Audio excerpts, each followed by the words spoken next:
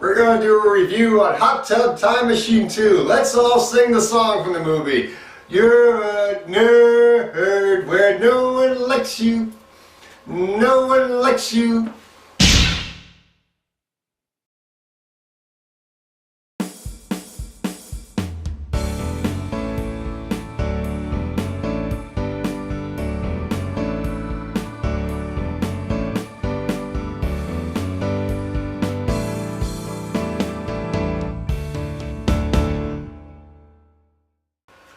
Hot Tub Time Machine 2, directed by Steve Pink, the man who directed Hot Tub Time Machine 1.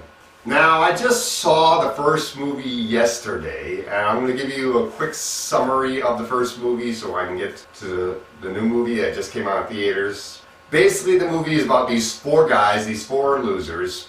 Nick, played by Craig Robinson. Adam, played by John Cusack. Lou, played by Rob Corddry. And his son, Jacob, played by Clark Duke. These four guys go on a ski trip. At the ski lodge, there's a hot tub. So they take a dip in the hot tub, and one of them has an energy drink with them. Lou's character. The energy drink short circuits the hot tub and takes them into the 1980s.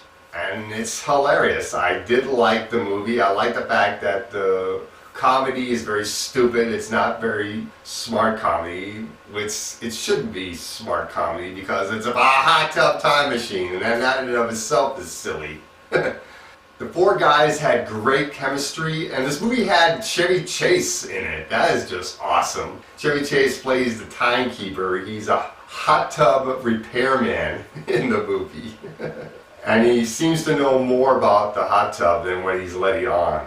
So I was anxious to see the sequel, and when I saw the sequel, it's not as funny as the first one, but it is pretty funny. This movie centers on three of the main characters. No John Cusack. Adam is nowhere in this movie. Instead, we have Adam Scott in his place playing John Cusack's son in the movie, Adam Jr., which that is kind of funny. And what happens is Craig Robinson's character Nick has gotten famous from his use of the time machine. He's ripping off pop star songs like it's his own. He sings a Lisa Loeb song like it's his own, for example. Lou, played by Rob Corddry, who's the main character in this movie.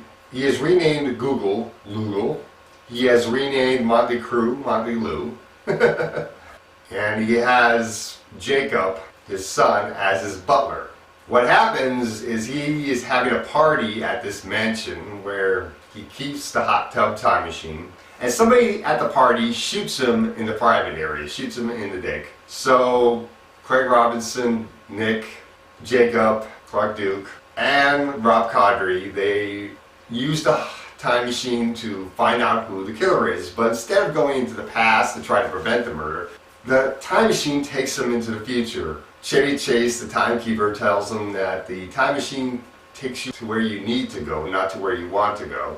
And they figure out that the killer is from the future, and he uses the time machine to come back to our time. He's from 2025, and he comes to 2015 to kill Lou. They have to find out why, they have to find out his motive, and who he is, obviously.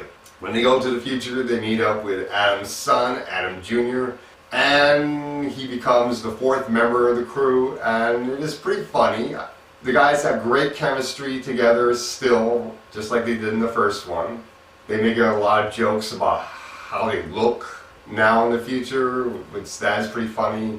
Rob Corddry with his beard, and Clark Duke with his head shaved off, and Craig Robinson has some of his hair is gray.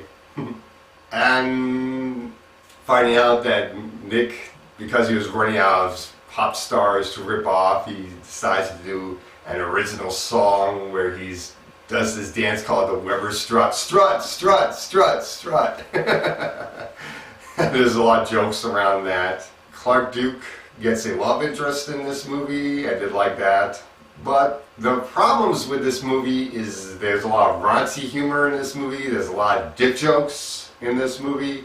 Rob Corddry's character is more unlikable than he was in the first movie. He becomes more of a jerk, and I did like the fact that how unlikable he was in the first movie, but in this movie he becomes even more of a jerk, and it wasn't as funny as it was in the first one.